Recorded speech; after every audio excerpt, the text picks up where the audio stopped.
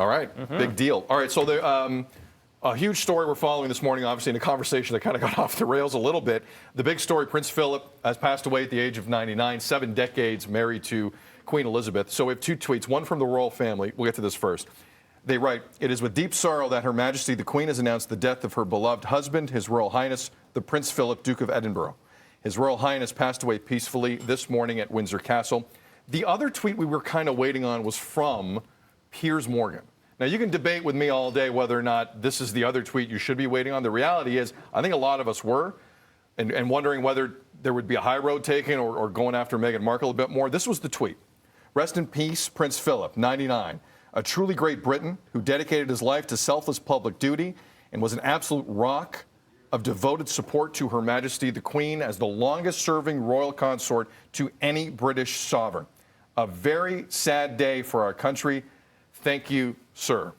And you mentioned still nothing from Prime Minister Trudeau. Still nothing. Earlier. Yeah, can we confirm that, guys? Still nothing from the Prime Minister, right? Nothing. And Diana is trending, as is Meghan, because people are saying, waiting for the people to blame Meghan and Harry on this. And that's the sad thing about Twitter, is the immediacy of how quickly people react. And I'm like, where's everyone's sensitivity chip? Some people are even writing us, why are you sad? There's people dying in their 30s and 40s. Also sad, by the way. Since when do we say somebody deserves mourning versus not because of the life they've led, the size of their bank account, or the age they are?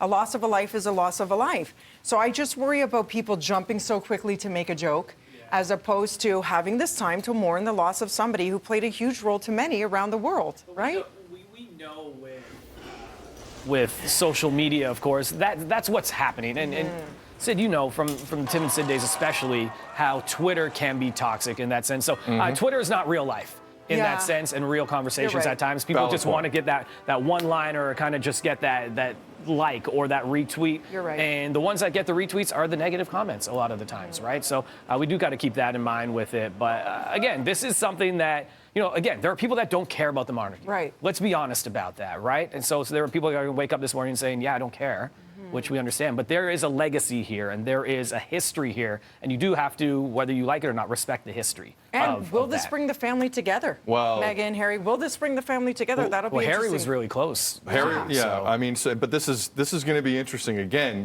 Normally this is where a family congregates, and it has been nasty for a bit here. Yeah.